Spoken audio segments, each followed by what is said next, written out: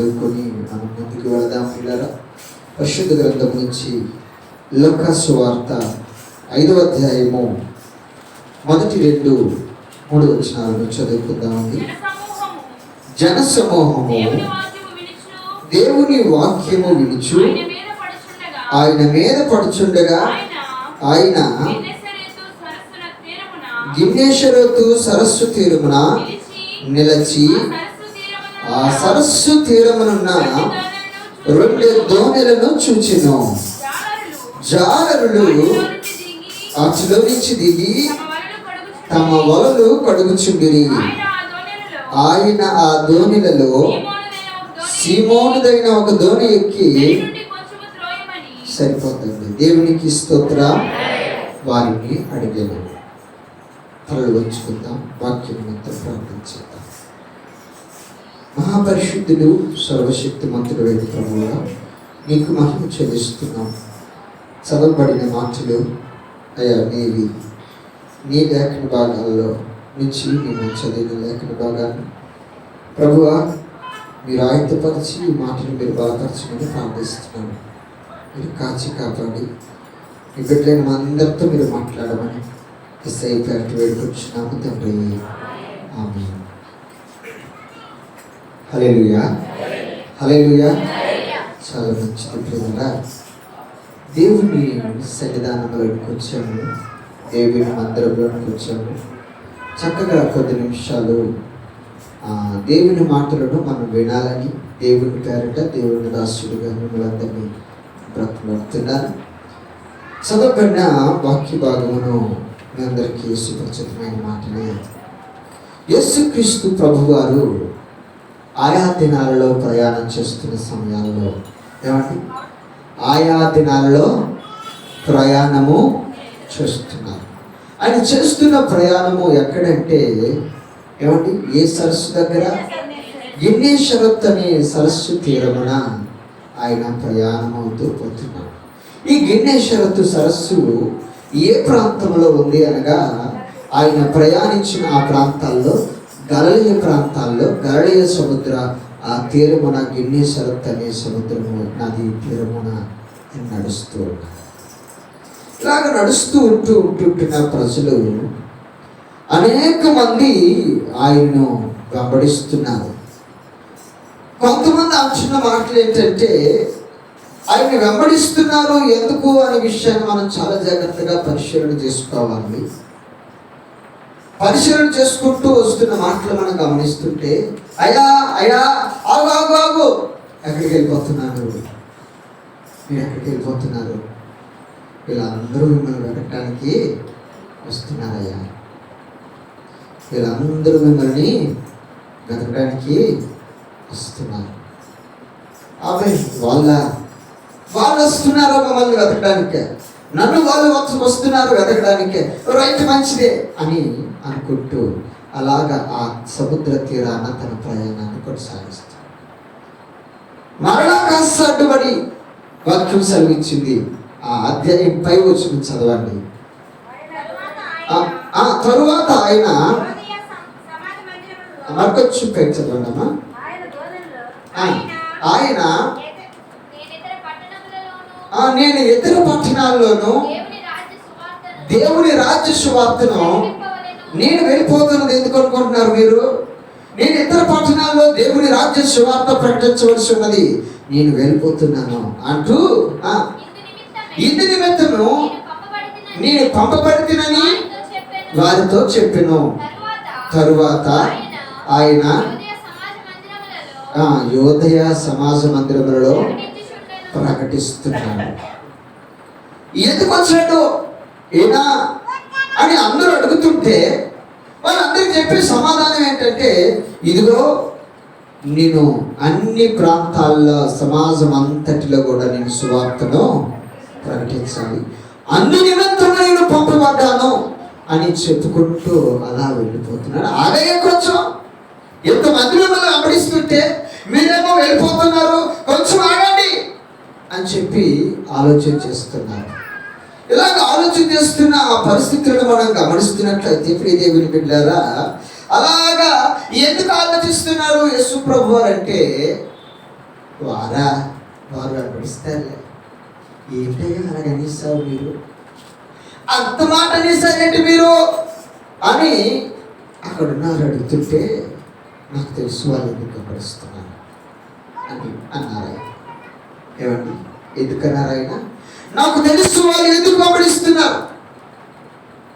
ఇదిగో 5 రొట్టెలను 2 చేపలను అద్భుతముగా వాటిని విరిచి 5,000 మందికి పంచిన సంగతి వారికి తెలుసు కదా.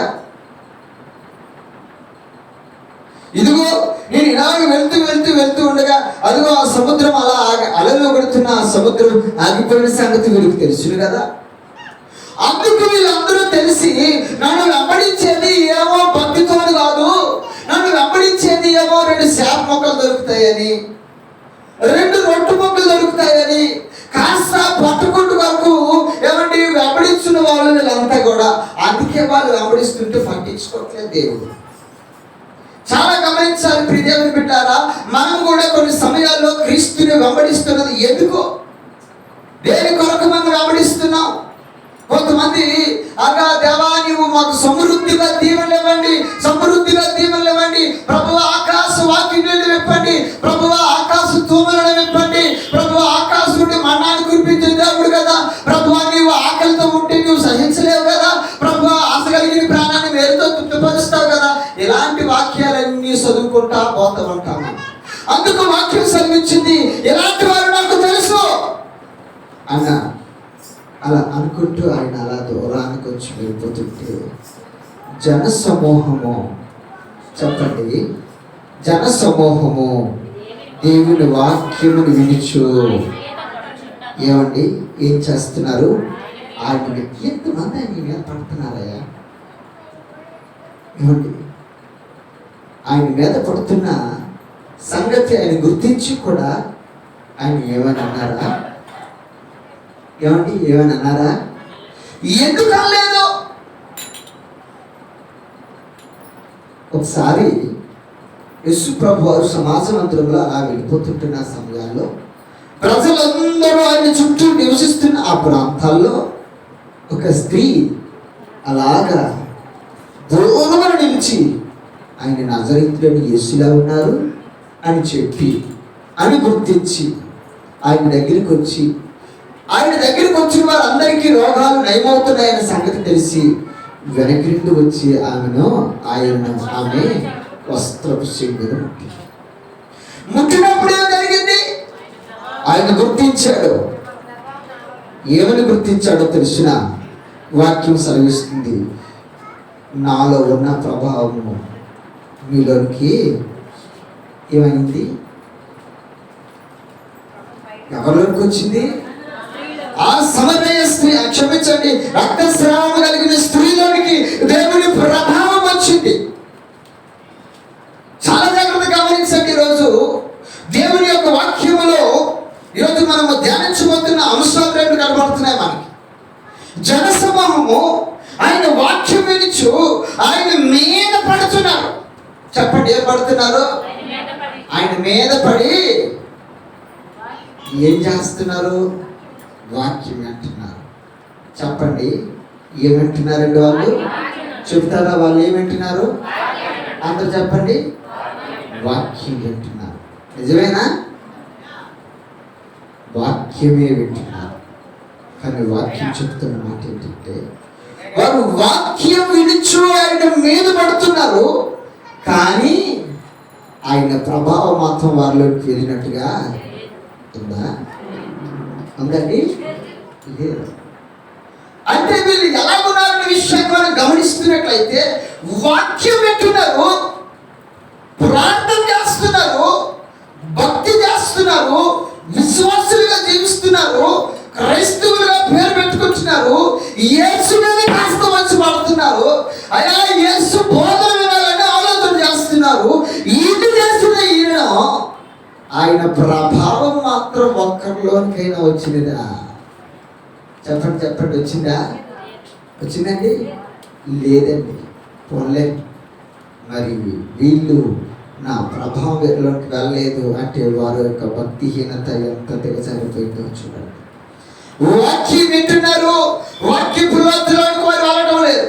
వాక్యం వింటున్నారు, దాని యొక్క లోతుల్లోనికి వారు వెళ్ళటం లేదు. వాక్యం వింటున్నారు, అలాగే చూస్తూ కాస్త యేసు ప్రభు వారు మరి కొంచెం ముందుకు ప్రయాణం చేసి దూరాన్న చూశారన్నమాట. ఏం చేశారండి? దూరాన్న చూశారు. చూస్తూ చూస్తూ ఉంటే అదిగో అల్లంత దూరాన్న 2 దోణులు కనిపించాయి. ఏం కనిపించాయి? 2 దోణులు. చెప్పండి, ఏం కనిపించాయి? ఆయన చుట్టూ ఉన్న జనసమూహం ఏం చేశారు? చెప్పాలి. ఆయన చుట్టూ ఉన్న జనసమూహం ఏం చేశారు? వాక్యం వినిచు ఆయన మీద పడుతున్నారు. ఈయన కాస్త మరి కొంచెం దూరం వెళ్ళిపోయారు. ఇంకా వెళ్ళిపోతూ ఉంటున్న ఆ సమయంలో దూరం నుంచి చూస్తే 2 దోణులు కనిపించాయి. అందులో ఒక దోణిలోకి వెళ్ళి కూర్చున్నాడు. ఆ ధోని ఎవరిది అంటే సీమోనుది. ఎవరిదంటే ఆ ధోని? సీమోను ధోని. సీమోను, ఈ ధోనిను నువ్వు కొంచెము అక్కడికి కాదు, మీరు ముందుకు సరిగ్గా తొందరపడతాను, కొంచెం ముందుకెళ్ళండి అన్నాను. అంటుంటే సీమోన్ అంటున్నాడు, ఈయన ఎవరు? ఇప్పటికీ సీమోనుకు తెలియదు ఈయన ఎవరో. అలా చూస్తున్నారు. మళ్ళీ అన్నాడు, ఈయన ఎవరు? వాక్యం వింటున్నాడు, ప్రార్థన చేస్తున్నాడు, ఏమంటే భక్తిగా బ్రతకాలనుకుంటున్నాడు. స్టిల్ మనకు ప్రశ్నే, ఈయన ఎవరో? ఏమండి, మనకేంటంటే ఈయన ఎవరో. అందుకు ప్రభువారు ఏమన్నారు తెలుసునా? అసలు సీమోన్ ఎవరు చెబుతారా? చెప్పండి, ఎవరు? మరి ఆయన గురించి తెలిసి ఉండాలి కదా ఇంతవరకు, ఆయన గురించి అర్థమై ఉండాలి కదా ఇంతవరకు, ఆయన గురించి మాటలు పరిచయమై ఉండాలి కదా. ఆయన కొంచెం ముందుకు నడుపు. దానికి వాక్యం చెప్పిన మాట ఏంటంటే 4వ వచనంలోకి వెళ్దాం పిల్లరా. ఆయన బోధించుట చాలించిన తరువాత ఆ ధోనిను లోతునకు నడిపించి చేపలు పట్టుటకు. ఆగండి, ఏంటిది? ఇప్పటికే వాళ్ళు దిగి ఏం చేస్తున్నారు ఆ ధోనిలో? ఏమండి, రాత్రంతా చేపలు పెట్టారు, దొరకలేదు. సీమోను వాక్యం చెబుతుంది, కొంచెం లోతునకు నడిపించి నీవు వల విసురు. దేవునికి స్తోత్రం చెప్పండి. హల్లెలూయా. చెప్పండి, ఏ మాట చెప్తున్నారు? కొంచెం లోతునకు నడిపించు, వల విసురు. అప్పుడు వాక్యం చెప్పిన మాట ఏంటో తెలిసిన ఆ క్రింద వచనంలో ఇక 6వ వచనం చదువుదాం. వారు అలాగూ చేసి చేపలు పట్టిరి. అది మన ప్రశ్న జవాబు. ఇక మన సంగతి ముందుకు వెళ్ళిపోదాం. ఇక్కడ నా వైపు చూస్తే మీకు అర్థమవుతుంది. ప్రియ దేవుని సంగమా, లేఖనాలు తెలియజేస్తున్న మాటల్లో ఇది క్షుణ్ణంగా చదువుకున్న ఇక్కడ భాగము. ఇక్కడ చదువుకుంటున్న ఈ భాగంలో క్రీస్తు వారు ఒక ధోనిలో నిలుచొని లేదా కూర్చొని ఆయన దేవుని మాటలు బోధ చేస్తూ ఉన్నారు. బోధ చేస్తూ అనేక మంది వాక్యం వింటున్నారు, అనేక మంది పాటలు పాడుతున్నారు. అబ్బో, అనేక మంది ముందులోనే వచ్చి కూర్చుంటారు. అనేక మంది అబ్బో మాకు సీట్లు రావాలని చెప్పి ఏమంటే పదవులు అనేక మంది చేస్తుంటారు. వాక్యం సెలవిచ్చిన మాట ఏమిటంటే, ప్రభువారు చెబుతున్న మాట ఏంటంటే, వాక్యం విన్న వారికి, ఆయన మాటలు వెంబడించి ఆయనను తాకిన వారికి ఆయన చెబుతున్న మాట ఏంటంటే, మీరు కొంచెం లోతులకు వెళ్ళండి. హల్లెలూయా. చెప్పండి, ఎక్కడికి వెళ్ళాలి? లోతులకు వెళ్ళిపోవాలి. చాలా మంది మనం ఏమంటున్నాం అంటే, పై భక్తి చేస్తున్నాం, ఆదివారపు భక్తి చేస్తున్నాం, ఏమండి అవసరం కొద్ది భక్తి చేస్తున్నాం. కానీ మన భక్తి కాస్త కొంచెం లోతులకు వెళ్తుందా? మన భక్తి కాస్త కొంచెం అనుభవానికి వెళ్తుందా? మన భక్తి కాస్త కొంచెం ఏమంటుంది? ఏమయ్యానికి బుద్ధి లేదా? రాత్రంతా మేము చేపలు పెట్టాం, ఒక్క చేప కూడా దొరకలేదే అంటే మరలా వలయమంటావేంటి? మరలా వలయమంటావేంటి అని మనం అడుగుతుండేవాళ్ళం. కానీ అక్కడ ప్రజలకు, ఆత్మీయులకు, దేవుని వాక్యం వింటున్న వారికి, సంఘానికి ఇప్పుడు మనకు అవసరమైనది ఏంటంటే వాక్యపు లోతులలోనికి దినదినము మనం వెళ్ళిపోతూ ఉండాలి. వాక్యము వినటము కాదు, వాక్యము చదవటము కాదు, వాక్యము అవకాశమైనప్పుడు బైబిల్ తెరవటము కాదు. నువ్వు ఎంత లోతులోనికి వెళ్ళావు, నీవు లోతులోనికి వెళ్ళిన తరువాత నీ ఆత్మీయత ఫలిస్తూ ఉంటారు. దేవునికి స్తోత్రం.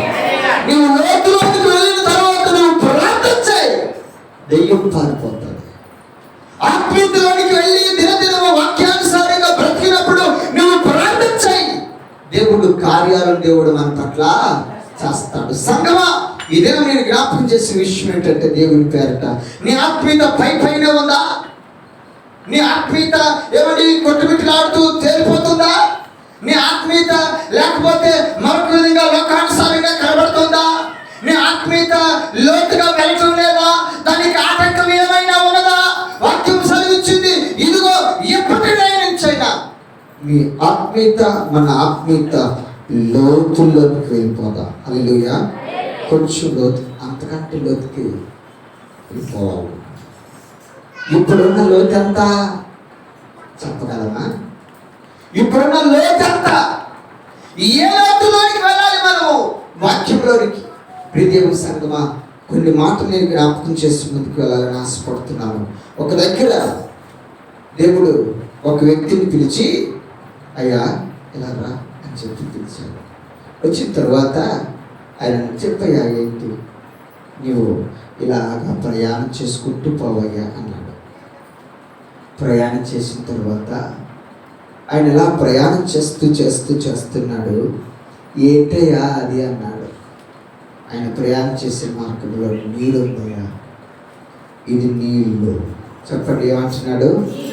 నీళ్ళు దేవుని వాక్యానికి సాదృశ్యం. నీళ్ళు పరిశుద్ధాత్మకు సాదృశ్యం. నీళ్ళు ఇదిగో నువ్వు లోతుల్లోనికి, ఇదిగో ఈరోజు సువార్తల్లోనికి చేపలు పట్టాలనన్నా, ఆత్మీయమైన సంఘము విస్తరించాలన్నా, నూతన ఆత్మలు రావాలంటే నువ్వు పైన భక్తి చేసేసి నీ ఇంట్లో వెళ్ళి కూర్చుని మరణ ఆదివారం వచ్చి తలుపులు తీసేసి ప్రార్థన చేస్తే అది వర్తించదు, పని చేయదు, ప్రభువునికి అవసరం లేదు. వాక్యం చెప్తున్న మాట ఏంటో తెలిసిన లోతులలోకి వెళ్ళిపోవాలి. హల్లెలూయా. నీ లోతంతో ఈరోజు అర్థమైపోవాలి. నీ యొక్క ఎత్తెంతో ఈరోజు అర్థమైపోవాలి. నీ కొలతంతో ఈరోజు అర్థమైపోవాలి. ప్రతి వ్యక్తిని దేవుడు కొలుస్తున్నాడు కదండి. మనం వాటర్ను మీటర్లో లేదా లీటర్లో కొలుస్తాం. కానీ దేవుడు ఎలా కొలుస్తున్నాడో తెలిసిన తప్పి మనకు దాటిలేసాడు. ఏమండి ఒక తక్కిడేసి నిన్ను చూసేసరికి మెనేటకి ఏమైపోయావు? నిన్ను చూస్తుంటే నీ లోతు తక్కువ అయిపోయింది. నా వైపు వినాలి, జాగ్రత్తగా నా వైపు వినాలి. కొద్ది నిమిషాలు నిన్ను ముగిస్తాను. నిన్ను చూస్తుంటే ఆత్మీయత లోతు తక్కువైపోయింది. ఏమండి మాస్టర్ గారు, దెయ్యాలు వస్తున్నాయి, ప్రార్థన చెయ్యరా? సంఘం మీదకి దెయ్యాలు రావటం ఏంటి? ఆత్మీయ మీదకి దెయ్యాలు రావటం ఏంటి? విశ్వాసం మీదకి దెయ్యాలు రావడం ఏంటి? విశ్వాసం ఇంట్లో దెయ్యాలు నివసించడం ఏంటి? విశ్వాసం ఇంట్లో దురాత్మలు ఏంటి? విశ్వాసం ఇంట్లో పనికిరాని విగ్రహారాధన ఏమిటి? విశ్వాసం ఇంట్లో ఉండవలసింది ఏంటి? విశ్వాసం ఇంట్లో పని చేయవలసింది విశ్వాసం పునాది మీద కట్టబడిన ఏమని నీతిమంతుల గృహమై ఉండవలసిన ఇల్లు. పాస్టర్ గారు కొంచెం కళ్ళొత్తనే ప్రార్థన చెయ్యండి అంటే నీ లోతు ఎంతో దేవుడు సాతానికి కూడా తెలిసిపోయింది. నీ లోతు ఎంతో అపవాది కూడా తెలుసు. అందుకన్నాడు శిష్యుడి దగ్గరికి, ఏంటి ప్రభువా మేము ఇన్నిసార్లు ప్రార్థన చేస్తున్నాం, ఈ దెయ్యం కొరకు పారిపోవట్లేదేంటి అని అడిగారు శిష్యుడు అడిగితే దెయ్యం ఏమన్నదో తెలిసిన? దెయ్యం చెప్పిన సమాధానమే బాగుంది దేవుడి కంటే. ఏమండి ఎవరేమని చెప్తుంది దెయ్యము? నువ్వు నాకు తెలుసు, పౌలు నాకు తెలుసు, ఫలానా అమ్మ నాకు తెలుసు, ఫలానా భక్తి పరుడు నాకు తెలుసు, ఫలానా బైబిల్ పట్టుకొని తిరుగుతున్నామో నాకు తెలుసు, ఫలానా స్త్రీ నాకు తెలుసు, వ్యవసాయంగా బ్రతుకుతుందో లేదో నాకు తెలుసు, భక్తితో బ్రతుకుతుందో లేదో నాకు తెలుసు, పనికిరాని జీవితం జీవిస్తుందో లేదో నాకు తెలుసు, నువ్వు పోతావా పోవా అన్నాడు. శిష్యులు కాముగా నోరు మూసుకొని ప్రభు దగ్గరికి వచ్చారు. ప్రభు దగ్గరికి వచ్చేసరికి ఏంటి ప్రభు ఈ సంగతులు అంటే అల్ప విశ్వాసారా, వాక్యము లోకంలోనికి మనం వెళ్తే ప్రియులారా, నీ లోకంతో అపవాదికి తెలుస్తుందా, దేవుడికి తెలుస్తుందా? నీ లోకంతో, నీ ఆత్మీయ స్థితితో దేవునికి కానీ లేకపోతే నీకైనా నీ ప్రక్క వాడికైనా ఎప్పుడైనా అర్థమైందా? నేను భక్తి పరుడు అని చెప్పడానికి ఏది నీ లోతు? నేను భక్తిహీనుడు అని చెప్పడానికి తేలికైపోతున్నావే, హింసానికి ఇరిగిపోయి, అబ్బో ప్రతిదానికి అరిగిపోయి, ఏమండి మైక్ ఇవ్వకపోతే ఆగడు, ఏమండి పేరు చెప్పకపోతే ఆగలు, ఏమండి పాట ఇవ్వకపోతే ఆగలు, ప్రార్థన చేయనివ్వకపోతే ఆగలు, హింసానికి ఏది ఆత్మీయతలో వాక్యం సెలవిచ్చింది. అందుకు కొంచెం లోతుల్లోకి వెళ్ళాలి. నువ్వు లోతుల్లోకి వెళితే ఆకులోట ఉండదు. నువ్వు లోతుల్లోకి వెళితే ఎక్కడ కాదు, పాట నువ్వు సమాజ మందిరంలో పాడుకుంటావు, వీధుల్లో పాడుకుంటావు, ఎక్కడ కూర్చుంటే అక్కడ పాట పాడుకుంటావు. హల్లెలూయా. మైక్లో నేనే పాడాలని లేదు, దేవునికి స్తోత్రం. నువ్వు పని చేసుకుంటున్నావా, పాడుకో. చక్కని స్వరం ప్రభు ఇస్తున్నాడు. ఆ అనుభవం దావీదుకి ఇచ్చాడు. దావీదుకి ఎవరిచ్చినారు ఆయన మైక్ నువ్వు పాడు అని? ఎవరు ఇచ్చారండి దావీదుకి మైకు? ఎక్కడ పాడుకుంటున్నాడు? స్టేజ్ మీద. ఏమండి ఏ స్టేజ్లోనే దావీదు పాడుకున్నప్పుడు ఎవరు చూశారని దావీదు పాడుకుంటున్నాడు, ఎవరు చూస్తారని దావీదు పాడుకుంటున్నాడు, పాటలు చేస్తున్నాడు. భక్తి అంటే ఆత్మీయత ఆయనది ఎత్తుగా నుండి లోతైన ప్రాంతంలోకి వెళ్ళిపోతుందండి. దేవుడికి స్తోత్రం. లోతుగా వెళ్ళాలి నీ ఆత్మీయత, అంతే తప్ప పై పైన భక్తి చేస్తే నీ విశ్వాసము ఫలించదు, నీ ప్రార్థన ఫలించదు, నీ భక్తి ఫలించదు, నీ బైబిల్ పట్టుకొని చేసి నీ ప్రార్థన ఫలించదు, చివరికి పాస్టర్ చేసిన ప్రార్థన కూడా ఫలించదు. ఖచ్చితంగా నువ్వేమో దెయ్యాన్ని పిలిచి మరలా పాస్టర్ గారిని పిలిస్తే అవకాశం ఉంటుంది అక్కడ. గమనించు ప్రియదేవుని పెట్టారా, నీ ఆత్మీయత లోతుగా వెళుతుందా? ఏమండి మన ఆత్మీయత లోతుగా జీవిస్తున్నామా? అందుకు కొన్ని మాటలు నేను తెలియచేయాలని ఆశపడుతున్నాను. ఎందుకు లోతు అవసరము చెప్పండి? ఎందుకు లోతు అవసరం? బైబిల్ గ్రంథంలో అన్నిటికీ లోతు ఉందండి, అవునా కాదు? చూడండి ఒక మాట జ్ఞాపకం చేసుకుంటే వెళ్తాను. సామెతల గ్రంథం 18:4 వెళ్తే పిల్లల, సామెతల గ్రంథం 18:4 మనుషులు నోటి మాటలు, అబ్బ బాబోయ్, వాడు మాట్లాడితే గొంతు కోసినంత మాట్లాడతాడు. ఏమండి వాడు మాట్లాడితే ప్రాణం పోయినంత మాట్లాడతాడు. ఏమైనా మాట్లాడు, మనిషి జీవితం మాట్లాడు ఎలాగంటాడు చెప్పండి, ఎలాగంటాడు? వాడికి ఏమైనా మాట్లాడొచ్చా? అదేంటి అంత అమాయకంగా పడుతున్నాడు అనుకుంటుంటామా? కానీ వాడు అలాంటి మాట్లాడుతున్నాడు చెప్పండి, వాడు మాటలు పీతలు తీసేస్తాయి. మరేంటి బైబిల్ రాయబడింది, వాడు మాటలు లోతు నీటి వంటివి. వాడు చూస్తే చిన్నోడే కానీ మాటలు సామెత ఏమన్నా తెలిసిన పిట్టచున్నది కోతగనం అన్నారంట. ఈరోజు మనిషికి మనిషి దగ్గర అంటే మాట్లాడటం లేదు, మనిషికి మించి ఏమండి ఆలోచన తగినట్టు ఆలోచన చేయడం లేదు, ఆలోచనకి మించి. పొరపాటు నేను పాస్టర్ గారుగా ఉన్నాను, సీఎం ఆలోచన చేతి మాత్రం జరుగుతుందా నాకు? నేను ఇలాగ రాష్ట్రాన్ని మార్చేయాలి అనుకున్నా అవుతుందా నాకు? ఎందుకు? వాక్యం సెలవిచ్చింది, మనకి కావలసింది లోతు మాటలు కాదు. పనికిరాని జీవితానికి లోతు నీకు అవసరం అవుతుంది. ఏమంటే ఆడు సీక్రెట్లు ఎక్కడ ఉన్నాయి, ఎలా తెలిసిపోతాయో మనకి? ఎంతలోకి వెళ్ళిపోతాం మీరు ఆ సీక్రెట్ తెలుసుకోవడానికి? ఏమండి ఎంత లోతుగా వెళ్ళి ఎవరిని అడిగితే చెబుతారు, ఎక్కడ మీటింగ్ పెడితే చెబుతారు, ఎక్కడ సభ పెడితే చెబుతారు, ఏ రీతిగా కాకా పడితే చెబుతారు. ఇలాంటి లోతైన విషయాలన్నిటికంటే వాక్యం సెలవిచ్చింది, నీవు కొంచెం నీ ధోరణి లోతులకు వెళ్ళాలి. హల్లెలూయా. కొంచెం నీవు ఆత్మీయ జీవితం లోతుల్లోకి వెళ్ళావు. అలా వెళితే దీవించబడతావు అని చెప్తున్నావు, అలా వెళితే ఆస్వాదించబడతావు.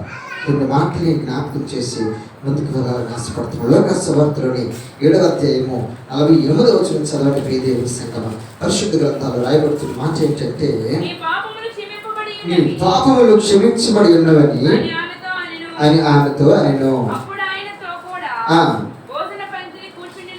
భోజన పంక్తిని కూర్చుండిన వారు పాపములు క్షమించుచున్న ఇతడెవడని 6:48 క్షమించండి. లోకాసు సువార్త 6:48 వాడు ఇల్లు కట్టవలనని ఉండి లోతుగా త్రవ్వి బండ మీద పునాది వేసిన వారిని పోలి ఉండెను.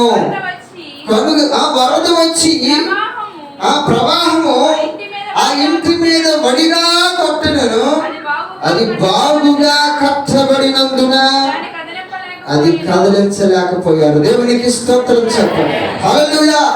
దేవుని యొక్క మాటలు సెలవిస్తున్నాయి. దేవుని చాలా మంది అబ్బబ్బో అమ్మా నువ్వేం చేస్తున్నావు, నేను యేసుప్రభుని నమ్ముతాను. నిజమేనా? నిజమే.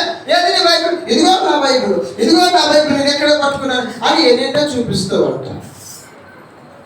నిజమేనా? నిజమే అని అలాగంటూ అంటూ అంటూ కొంతమంది శిష్యులు కూడా ఉన్నారు. అవునట, నువ్వు ఆ యేసు ప్రభుత్వం ఉన్నాడువేనా? కాదు కాదు కాదు అని చేయడానికి ఎవరు? పేతురు. రాత్రి చెప్పినట్టున్నాను ఒకటే మాట్లాడు. నేను కాదని సార్ మరి కొంచెం ముందుకెళ్ళాడు. ఏమంటే మాట్లాడు మరొక కనపడ్డాడు. నువ్వేనా నాకు ఉన్నట్టున్నావు, అప్పుడు ఏదో గుర్తొచ్చినట్టు నాకు నువ్వేనా అలాంటి వాడినేవు. కానీ నేను మాత్రం ఇలాగంటూ ఉంటూ ఉంటా మనుషులందరినీ గురించి, పై పై భక్తి చేస్తున్న వారు అందరినీ గురించి, ఏమండి భక్తి తేలిక చొరకన అనుకున్న వారు అందరినీ గురించి, ఆత్మీయత అసలు ఎలాగున్నా పర్వాలేదు అనుకున్న వారు అందరిని గురించి, క్రైస్తవ్యం లోకంతో కూడా సరిపడవచ్చు, ముడిపడి ఉండొచ్చు, పర్వాలేదు అని అనుకున్న వారు అందరిని గురించి, లేదా అవిశ్వాసిగా ఉండి కూడా విశ్వాసిగా చలనవుతున్న వారి కొరకు, ఏమంటే విశ్వాసిగా ఉండి అపవిత్రమైన బ్రతుకుతున్న వారి కొరకు, ఏమంటే విశ్వాసిగా ఉండి ఏమంటే ప్రతి వారం సెలవెట్టు వారి కొరకు, విశ్వాసిగా ఉండి దేవుని మాటలు అసలు హృదయంలోనే దాచుకోకుండా ఉన్నవారి కొరకు వాక్యం చెప్పిన మాట ఏంటంటే, ఇదిగో వీళ్ళు కష్టపడతారు కానీ వాళ్ళు కష్టపడింది ఇసుకలో కాబట్టి ఏమవుతుంది? లోతు లేదు దానికి. వాక్యపు లోతులోనికి వెళ్ళాలి. ప్రభువా ప్రభువా అన్నంత మాత్రాన లోతు నీకు రాదు. బైబిల్ పట్టుకున్నంత మాత్రాన భక్తిలో ఉన్న లోతు నీకు తెలియదు. విశ్వాసం అని పేరు పెట్టుకున్నంత మాత్రాన భక్తిలో ఉన్న విశ్వాసం నీకు తెలియదు. బాప్తిసం తీసుకున్నంత మాత్రాన ఆ భక్తిలో ఉన్న శక్తి తెలియదు. ఇదిగో వాక్యం సెలవిచ్చింది, ఈయన మాటల ప్రకారం చేసిన వాడు మాత్రమే కదిలించబడడు. హల్లెలూయా. దేవుని మాటలు విన్నాడు, దాని ప్రకారంగా నడిచిన వాడు కనుక వాడు కదిలించబడడు అని రాయబడింది. హల్లెలూయా. ఎందుకంటే అది లోతుల్లోకి వెళ్ళిపోయింది. ఆ మాటలు చెప్పండి, ఎక్కడికి వెళ్ళిపోయింది ఆ మాటలు? వాక్యం సెలవిచ్చింది. పరిశుద్ధ గ్రంథంలో మరికొచ్చి ముందుకెళ్తే ఏమంటే 119వ అధ్యాయము 11వ వచనంలో ఒక మాట సెలవిచ్చింది. ప్రియులారా, 119వ అధ్యాయం 11వ వచనంలో, భక్తుడైన నీ ఎదుట నేను పాపము చేయకుండానట్లు నా హృదయమును నీ వాక్యం ఉంచుకున్నాను. దేవునికి స్తోత్రం. ఏం చేసింది వ్యక్తికి? వాక్యం ఫలించింది. నేను పాపము చేయకుండా ఉండటానికి నా హృదయంలో వాక్యం ఉంచుకున్నాను. లోతుల్లోకి వెళ్ళిపోతున్నాడు. అక్కడ కీర్తనకారుడు గమనించండి, వాక్యం సెలవిచ్చింది. తేలికైన భక్తి చేస్తే అది ఎవరికి చెందదు? దేవునికి చెందదు. అప్పుడు అది కూడా అవసరం లేదు. తేలికైన భక్తి వీడితో నాకు పని లేదు. వీడు ఎందుకంటే వీడు మొదటి నుంచి ఆత్మవిశ్వాసే. వీడితో నాకు పని లేదు. వీడు మొదటి నుంచి నాకు ఉపయోగం లేనివాడు. ఎవరితో పని? అబ్బాయికి భక్తి పరులతో పని. వీడిని చిరుపుదామా, వీడిని పడేద్దామా, వీడిని నాశనించేద్దామా? మరి ఎందుకు వీడు పై పైకి తేలాడుతున్నాడు? కొట్టుకొని పోతాడు వీడు. ఎప్పటికైనా నేను కొట్ట అవసరం లేదు. లోతులోనికి వెళ్ళాడు. వాక్యము లోతులోనికి వెళ్ళాడు. వాడు పాపము చేయడు. వాక్యము లోతులోనికి వెళ్ళాడు. వాడు వాక్యానుసారంగా జీవించుడు. వాక్యము లోతులోనికి వెళ్ళాడు. ఎవడు బైబిల్ పట్టుకొని దేవుడు చెప్పిన మాట ప్రకారంగా జీవించడానికి ఇష్టపడతాడండి. పరిశుద్ధ గ్రంథంలో కొన్ని మాటలు నేను జ్ఞాపకం చేసుకుంటూ వెళ్తాను. చెప్పండి, లోతైన అనుభవం ఉంటే నువ్వు ఏం చేయవు చెప్తారా? చెప్పండి, ఏం చేయవు? పాపము చేయవు. చెప్పండి అమ్మా. ఎస్. మళ్ళీ అనుకున్న గురించి చెప్పండి. మనం లోతైన అనుభవాలు, వాక్యపు లోతుల్లోకి వెళ్తే మనం ఏం చేయము? పాపం చేయము. మరి పాపం చేస్తున్నామంటే తేలికైన భక్తిలోనే మనం ఇంకా ఉన్నాం. లోకాన్ని ఇక్కడ ఏది పాపం? అజ్ఞాతిక్రమే పాపం, ఆదివారం మానేయడమే పాపం, ఏమంటే మందిరానికి దూరం అయిపోవడమే పాపం, ఏమంటే దేవుని మందిరానికి రాకపోవడమే పాపం. ఖచ్చితంగా దేవుని వాక్యం యొక్క లోతుల్లోకి వెళ్ళి దాని సారాంశాన్ని గ్రహించిన వాడు మాత్రమే దాని గురించి అర్థం చేసుకోగలడు. దేవుని కార్యక్రమం చేసుకుంటాం వరకు మాట్లాడుకుని ఆశపడుతున్నాను. పరిశుద్ధ గ్రంథంలోకి వెళితే చదవండి.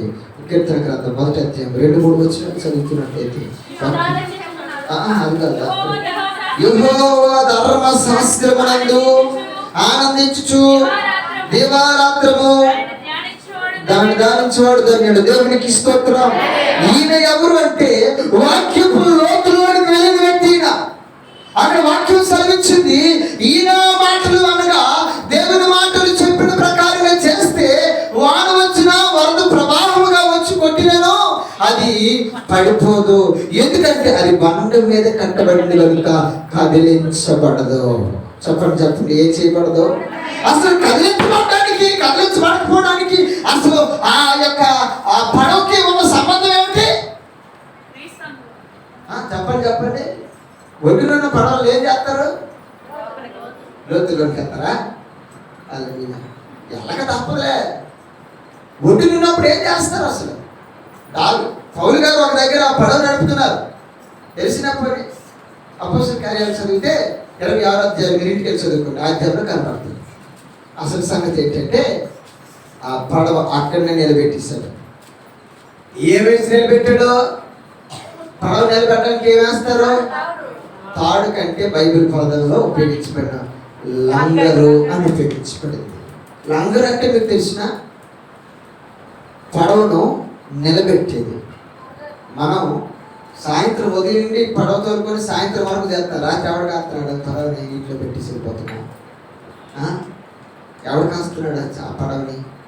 వాడు పడవకు ఒక తాడు కట్టి నీటిలో ఒక లంగరు వేస్తాడు. దాన్ని లంగరు అంటాడు వాక్య గ్రంథంలో.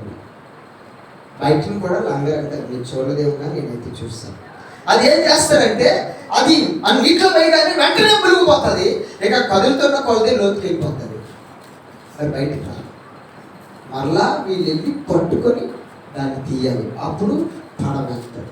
ఎందుకు అసలు వాక్యం చెప్తుందంటే ఇదిగో మనం ఎప్పుడు కూడా భక్తి అనే దాని చేత కట్టబడిపోయేది తప్ప లోతులోకి వెళ్ళలేదు. చెప్పండి, ఎందులోకి వెళ్ళలేదండి మనం? అసలు సీమోనికి ఇంతవరకు కూడా లోతులో నడిపే అనుభవం లేదు. ఎంతసేపు ఒడ్డు నుండి పెట్టలేయడమే. ఏమండి, ఎంతసేపు ఒడ్డు నుంచి ఏం విసురుతున్నాడు? వాళ్ళు విసురుతుంటే ఎక్కడ పడతాయి? కొంచెం లోతుగా వెళ్ళు. దేవునికి స్తోత్రం చెప్పు. ఆ లోతుగా వెళ్తే నీ బండ కదిలించబడదు. ఆ లోతుగా వెళ్తే ఇదిగో వాక్యమందు దివారాత్రము ఆనందిస్తూ ఉంటాడు. హల్లెలూయా. మనం ఏది ఆనందిస్తాం? మంచి పాటలు చేయనుకో, గొప్ప ఆనందం కదా. అంతే కదా. మంచి సినిమా వచ్చిందంటే ఆనందం కదా. లేకపోతే మంచి డ్యాన్స్ వచ్చిందంటే ఆనందం. లేకపోతే మంచి కూర వండుకుంటే ఆనందం. మంచి బట్టలు తీసుకుంటే ఆనందం కదా. మంచి చీర కట్టుకుంటే ఆనందం. ఇదిగో ఉద్యోగంలో కష్టపడి ఏదో నెలసరి శాలరీ వస్తే ఆనందం.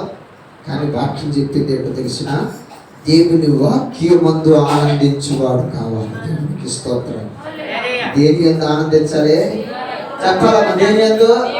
వాక్యమందు ఆనందించాలంటే వాక్యం చెప్పినట్టే నాకు మరి ఆనందించడం అంటే కూరని కనిపించేది పొయ్యి మీద తింటే ఏమంటే మాడిపోతే మాడిపోయిన తర్వాత తినాలనుకుందామా? అంతే, అది నిస్సారమైపోతే. వాక్యం సెలవిచ్చింది. ఈరోజు భక్తి అనే పేరుతో నువ్వు అలాగ కట్టబడి ఉండిపోయావు. వాక్యంలోనికి నువ్వు కొట్టుకొని పోవాలి. కొంచెం వాక్యంలో నువ్వు కొట్టుకొని పోతే నీకు దాంట్లో ఉన్న అర్థాలు ఏంటో, దానికి ఉంటున్న ఆనందం ఏంటో, వాక్యం అంటే సరళ ఏంటో మీకు అర్థమవుతుంది. హల్లెలూయా. మీకు తెలిసిన పిల్లరా, మా బైబిల్ కాలేజీలో ఎక్కువ రోజుకు 3 సార్లు వాక్యం ఉంటుంది. పగలు ఉదయం 5 గంటలకు ఒకసారి ఉంటుంది. 5 నుంచి 6 గంటల వరకు ఒక వాక్యం చెప్పాలి. మరలా 10 నుంచి 11 గంటల వరకు మరొక వాక్యం చెప్పాలి. మరలా సాయంత్రం 6 నుంచి 7 గంటల వరకు మరొక వాక్యం చెప్పాలి. మా బైబిల్ కాలేజీ ఎలా ఉండదంటే ఎవడొచ్చి ప్రసంగాలు చెప్తాడు అన్నట్టుండేవాళ్ళం. ఎందుకుండేవాళ్ళం అంటే ఆ లోతులు ఒకే మాట గురించి అసలు మీరు నమ్మరు. ఒకే అంశం, కాల్ టు బి డిఫరెంట్, అంటే మనం ప్రత్యేకంగా ఉండడానికి పిలవడ్డాం అనే అంశం మీద 3 సంవత్సరాలు మాట్లాడారు. వచ్చిన సేవకులందరూ దాని మీదే మాట్లాడాలి. పిలవబడిన సేవకులందరూ దాని మీద మాట్లాడాలి. ఆ అంశం మీదే మాట్లాడాలి. ఏం మాట్లాడతారా? ప్రతిరోజు దాని గురిండే పెట్టినాను.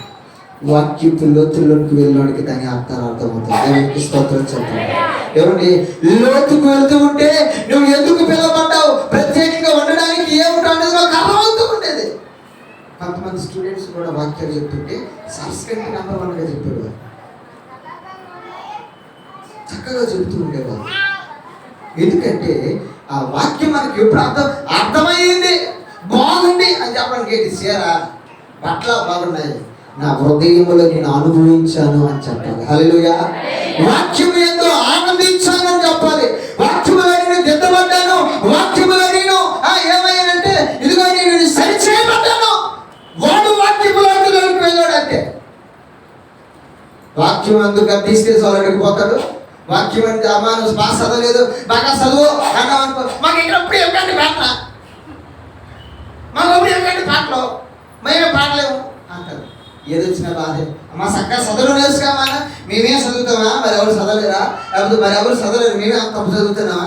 ఇలాంటి వాక్యాలన్నీ నేను ఎందుకు మాట చెప్తున్నానంటే వాక్యం అంతా ఆనందించేవాడు సరిచేయబడతాడు. హల్లెలూయా.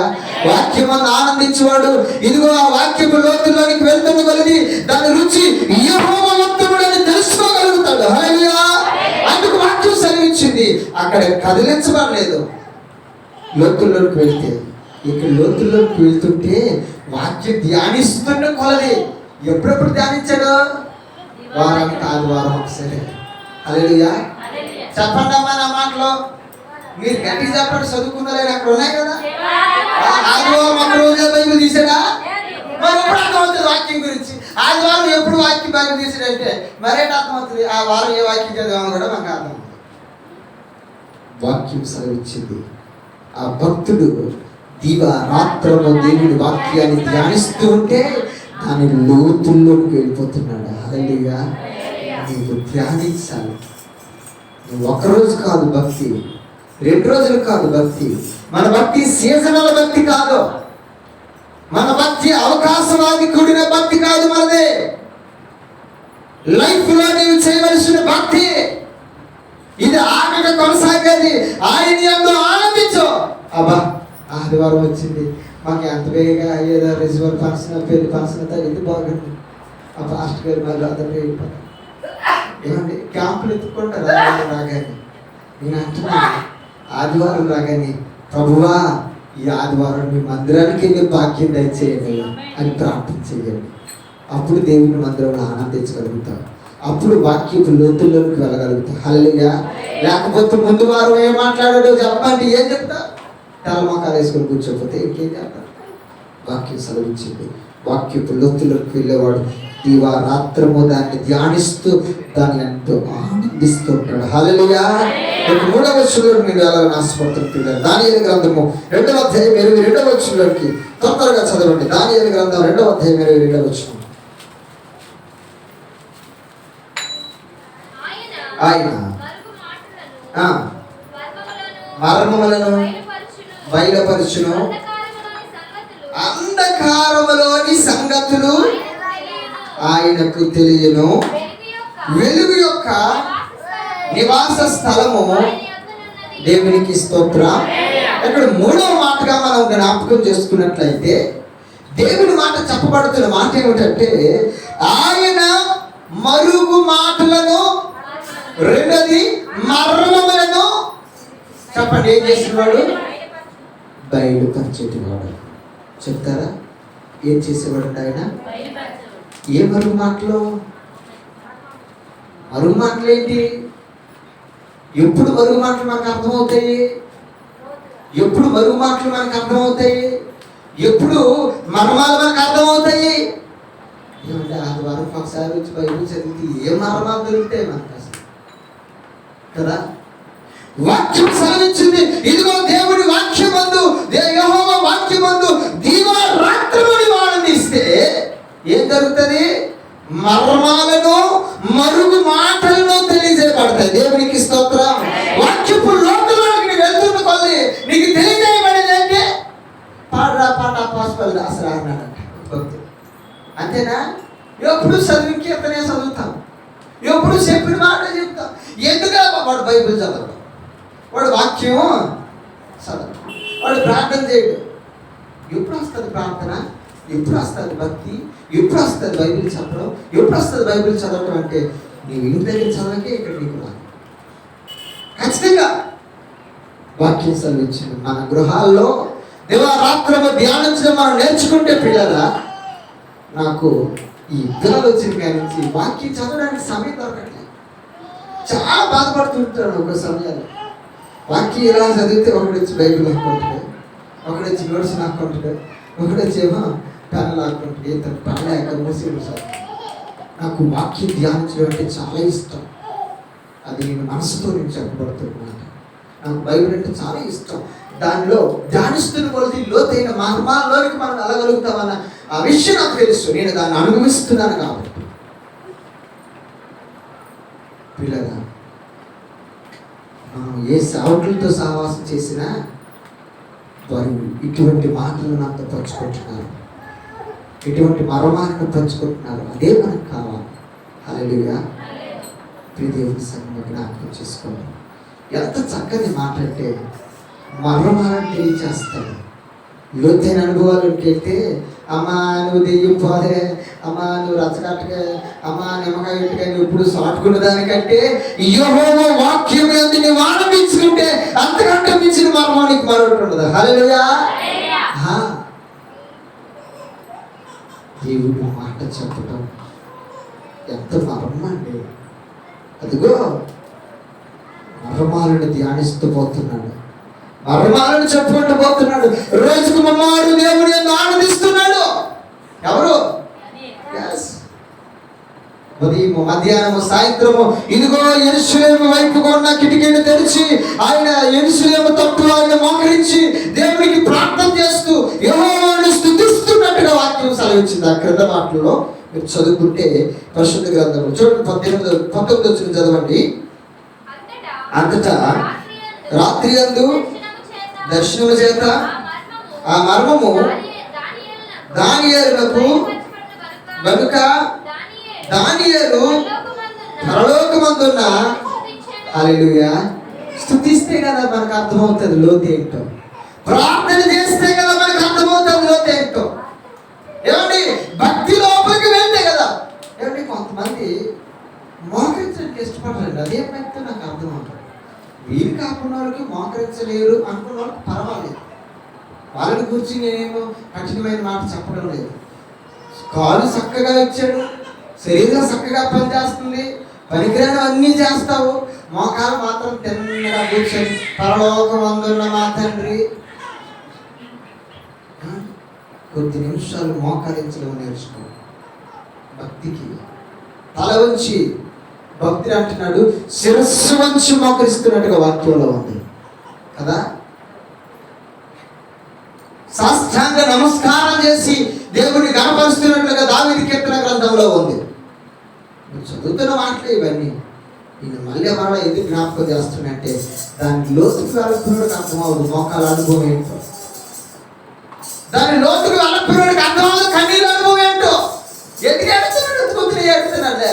అందరూ మెప్పించడానికి ఎందుకు ఎడుతున్నాడు? ఉత్తుకుత్తినే అమ్మ ఏడిచి ప్రార్థన చేస్తుంది ఆమె.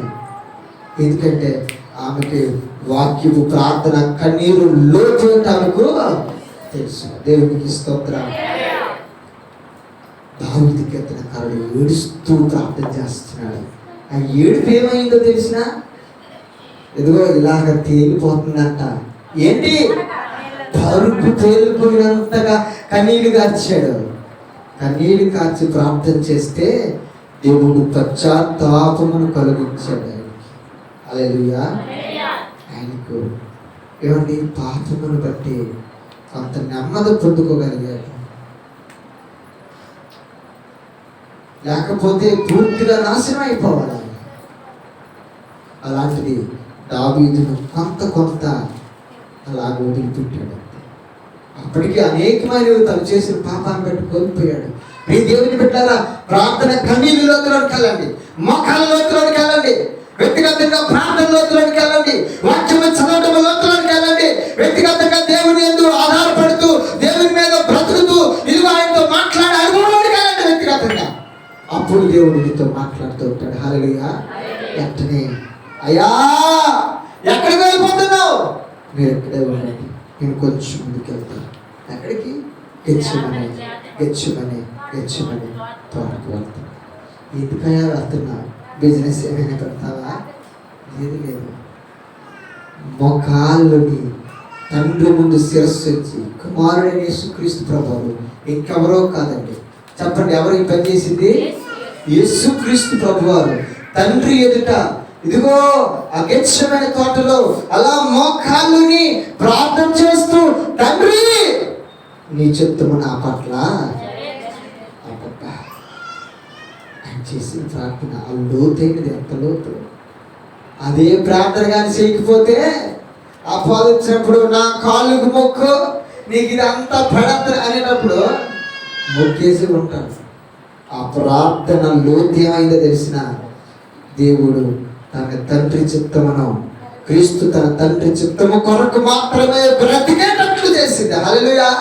ప్రార్థన అంతే చేస్తుంది. తన తండ్రి చిత్తము కొరకు బ్రతికేది మాత్రమే. ఎవరి కొరకు బ్రతుకుతున్నామంటే దేవుని కొరకు బ్రతకడం అంటే చేస్తుంది. ఎవరి కొరకు బ్రతకవసరం లేదు. ఏమంటే నేను బ్రతుకు కాలం అంతయో దేవుని కొరకే బ్రతకాలి అని తీర్మానం తీసుకో.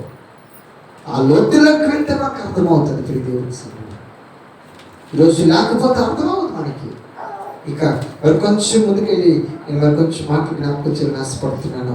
లోకాసు వార్త 6వ అధ్యాయం చదువుకున్నాం కదా, 10వ అధ్యాయం 39వ వచనం చదవండి.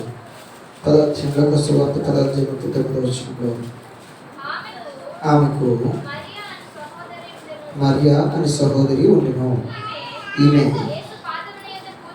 యేసు పాదముల యొద్ద కూర్చుండి ఆయన బోధ వినిచుండెను. మార్త ఈమెవరు? బోధ వినే స్త్రీ. ఎంత పని బిజీగా ఉందో కానీ పాదాల యొద్ద కనిపెడితే దానికి కొన్న రుచి ఏమిటో మరియకి తెలుసు. పాదాల చెంత ఎంత పని లేదు. ఏమయ్యా నేను ఇంత కష్టపడుతుంటే అక్క అంటుంది, నువ్వు అంత దగ్గరే కూర్చోబెట్టుకొని మీటింగ్ కట్టకపోతే ఏమొచ్చింది నష్టం అంటుంది కదా. కానీ ప్రభువారు ఆమె కొరకు చెప్పిన మాట ఏంటి తెలిసిన? ఈమె ఉత్తమమైనది ఎన్నుకుంది. హల్లెలూయా. అనగా లోతైనది, అవసరమైనది, కావలసిందేదో చేయవలసిన సమయాన్ని రాస్తుంది అంతే. ఏమండి పాస్టర్ గారు ఈరోజు ఎందుకు రాలేదు, రేపు అత్తాను ఖాళీ అనేది చర్చి రేపు పెడతామా? సోమవారం ఖాళీయే, మంగళవారం ఖాళీయే, బుధవారం ప్రార్థన అవుతే ఏమండి, సోమవారం ప్రార్థన అవుతుందా? ఆదివారం ప్రార్థన అప్పుడు రాయాలంటే అప్పుడు రాదు. వాక్యం చదివించింది ఇప్పుడు దేవుని సంఘం జ్ఞాపకం చేసుకో. ఈ లోతు ఏంటంటే ఏ సమయాన్ని చేయవలసిందో మార్త మరియా అదే సమయాన్ని చేసింది. మరి హల్లెలూయా. సమయాన్ని దాటిపోలేదు. ప్రభు వెళ్ళిపోయిన తర్వాత పనులు చేసుకోవచ్చు మనం, అంతే కదా. ప్రభు వచ్చాడు కనుక, ఆ ఇంట్లో అడుగు పెట్టాడు కనుక పాదాల్సంతా ఉండి ఆయన నేర్పించిన బోధ వినిస్తూ ఉంది. అదే మొత్తము. తగిన సమయంలో ఏ సమయంలో చెయ్యాలో ఆ సమయంలో చెయ్యండి. ఆదివారం చేయవలసిన పని ఆదివారం చెయ్యండి. ఏమండి ఆదివారం మనం ఉద్యోగంకి వెళ్తామా? ఏమని చెప్పండి, సెలవే కానీ ఉద్యోగంకి వెళ్ళమంటే వెళ్తామా? ప్రసాద్ గారు నువ్వు సెలవు ఇచ్చావు కాబట్టి నేను మరి దేవుని మందిరానికి రావాలి కాబట్టి రావాలి కదా. మరి దేవుని మందిరానికి రావాలి కాబట్టి మనం ఎందుకు మానేయాలి? సెలవు అయినప్పుడు స్కూల్కి వెళ్ళమంటే అమ్మాయిలు సెలవు అంటారు. పిల్లలు సెలవు దొరికితే సంబరాలే సంబరాలు కదా. ఎందుకు ఈ మాట చెప్తున్నానంటే, ఏ పని చేయవలసిందే ఆ సమయాన్ని మరలా కోల్పోతున్నానికి మరలా వాక్యపు లోతుల్లోనికి వెళ్ళు, నీకు ఆ రుచి ఏమిటో అర్థమవుతుంది. ప్రభు పరిశుద్ధాత్మ దేవుడు నీ కుటుంబాలు పనిచేసిన విధం ఏంటో నీకు తెలుస్తుంది. ప్రియదేవుడి సంగమా, నేను జ్ఞాపకం చేస్తున్నాను, ఈ యొక్క మాటలు నేను అనుభవిస్తున్నాను కాబట్టి మీకు జ్ఞాపకం చేస్తాను. లోతుల్లోనికి వెళ్ళండి, వాక్యానుసారంగా జీవించండి. మాటలు, కష్టాలు, పరిస్థితులు ఇవన్నీ వాటిని ప్రక్కన పెట్టండి. లోతుల్లోనికి వెళుతూ జీవించడం నేర్చుకోండి. హల్లెలూయా, హల్లెలూయా. ఇంకా వరకు వచ్చి మాటలు ఉన్నాయి, కానీ నేను మరొక వేరొకలోనికి వెళ్ళాలని ఆశపడుతున్నాను. ఎస్కేల్ గ్రంథం 3వ అధ్యాయం 31వ అధ్యాయం. ఎస్కేల్ గ్రంథం 31వ అధ్యాయం చదివి వినిపించేసి ముగించేస్తాను. 31వ అధ్యాయం 3-4 వచ్చిన చదవండి. ఎస్కేల్ గ్రంథం 31వ అధ్యాయము 3-4 వచ్చిన. అశూరీయులు లెబానోను దేవదారు వృక్షం వంటివైనట్టున్నది, దాని కొమ్మలు శృంగారములు, దాని గుబురు విశాలము, దాని కొన ఎత్తైనందున మేఘములకు. హల్లెలూయా. చెప్పండి చెప్పండి, ఏటేటికి వర్ణించాడు ఇక్కడ భక్తుడు? కొమ్మలు, శృంగారములు. ఎంత చక్కగా వర్ణించాడండి. కొమ్మలు చూస్తుంటే అబ్బా చాలా చక్కగా రమ్యంగా కనబడుతున్నాయి. కొమ్మలు చూస్తుంటే ఎంత ముచ్చటగా ఉంటున్నాయో, కొమ్మలు చూస్తుంటే ఎంత చక్కగా ఉంటున్నాయో, దాని గుబురు చూస్తుంటే విశాలంగా ఉందని రాయింది. అంతే కదా? ఎలా రాశారు? చదవండి. దాని కొన ఎక్కడికి వెళ్ళిపోయింది? కొన మొదలేమో భూమి మీద ఉంది, కొన ఏమో ఎక్కడో కనబడుతుంది. అది బహు ఎత్తైనది. మేఘలు అంటుకుని రాయబడిందా? మేఘములకు అంటేనో ఎంత ఎత్తుకెళ్ళిపోయిందో చూడండి. అంత ఎత్తు వెళ్ళడానికి కారణం ఏమిటి? ఏమంటే గుబురు విశాలంగా పెరుగుతుందంట. ఆకులేమో చూస్తుంటే సూపర్గా కనబడుతున్నాయి. ఏమండి ఇక కొమ్మలేమో కొనంతా కలిసి ఆకాశముకు మేఘాలు కంటుకుంటున్నాయి. అంత ఎత్తుని ఎదిగిపోయింది ఆ చెట్టు. అందుకు వాక్యం రాయబడింది. ఎవరైతే వాళ్ళు అశూరీయులు లెబానోను దేవదారు వృక్షమైనట్టు ఉండి. ఒక ఎవరండి? అసలు ఆ వృక్షంకి ఏ వృక్షం? ఆ వృక్షము దేవదారు వృక్షం. దేవదారు వృక్షానికి ఇద్దరు ఉన్నారు మనుషులు. ఒకరు అశూరీయులు, రెండోది లెబానోనీయులు. వాళ్ళకి పోల్చుతూ ఉన్నాడు. వాళ్ళకి పోల్చి ఈ రీతిగా ఉన్నట్టున్నారు అని చెప్పి మాట్లాడుతున్నారు. మాట్లాడుతూ కింద 4వ వచనం రాయబడింది ఏంటంటే, నీళ్ళుండుట వలన అది మిక్కిలి గొప్పదాయినో. ఒకటే చెప్పండి, నీళ్ళుండటం వలన. ఇందాక చెప్పాను, నీళ్ళేంటి? వాక్యము, పరిశుద్ధాత్మ గుర్తు. చెప్పండి, నీళ్ళుండుట వలన, పరిశుద్ధాత్మ సంఘాలలో ఉండుట వలన, పరిశుద్ధాత్మ ఒక కుటుంబంలో పనిచేయటం వలన, పరిశుద్ధాత్మ వ్యక్తిగతంగా ఒక వ్యక్తిలో ఒక జీవిలో ఏడి ఒక సంఘంలో ఒక సేవకుల్లో పనిచేయటం వలన ఏమవుతుంది? నీళ్ళు ఉండటం వలన అది మిక్కిలి గొప్పదాయినో. అంతేనా? నీళ్ళుంటే సరిపోయిందా? పరిశుద్ధాత్మ ఉంటే సరిపోదా ప్రార్థన చేయకుండా? 2వ వచనం 2 లైన్లు రాయబడింది, లోతైన నది ఆధారమైనందున దేవునికి స్తోత్రం. చూసారా? నువ్వు మిక్కిలి ఎత్తుగా ఉండాలన్నా, విశాలంగా పెరగాలన్నా, పచ్చగా కనబడాలన్నా, దీవించబడాలన్నా దీన్ని వివరించుకుంటూ మరొక కనబడుతుంది. వాక్యం ముగిస్తున్నాము. ఇక లోతైనది నీకు ఆధారమై ఉందా? ఆ లోతైనదే దేవుని యొక్క వాక్యం. హల్లెలూయా. చెప్పండి, లోతైనది ఏంటి? చెప్పాను కదా ఇందాక, యెహోవా వాక్యము దివారాత్రులు ధ్యానించేవాడు ధన్యుడు, ఆ వాక్యం యందు ఆనందించుచున్నాడు ఆయన. కనుక ఈరోజు ఇదిగో లోతైన నది ఆధారమై ఉంది దానికి, ఆ చెట్టుకి. మీకు తెలుసు కదా, ఇంతకుముందు ఇప్పుడంటే కొలాయిలు వచ్చేసాయి. ఇంతకుముందు ఏముండేవి? ఊరికొక బావి ఉండేది కదా, ఊరికొక బావి. ఏదెండిపోయినా సరే ఆ బావి మాత్రం ఎండకుండా నీళ్లుండేవి. త్రాగటానికి లోతైన బావి ఉన్నందున అందరూ సెల తీర్చుకోవడానికి, నీళ్ళు త్రాగడానికి ఆనాడు తినాలి అవకాశం ఉండేది. ఇప్పుడు ఆ కొలాయిలు అయితే వద్దు. ఇంత వాక్యం సెలవిచ్చింది.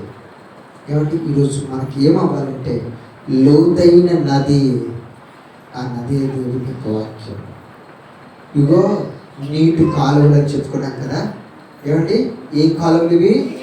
నీటి కాలువలు. కీర్తనకారుడు 1వ అధ్యాయంలో అంటాడు, యెహోవా వాక్యం దివారాత్రం ధ్యానించేవాడు ధన్యుడు, అతడు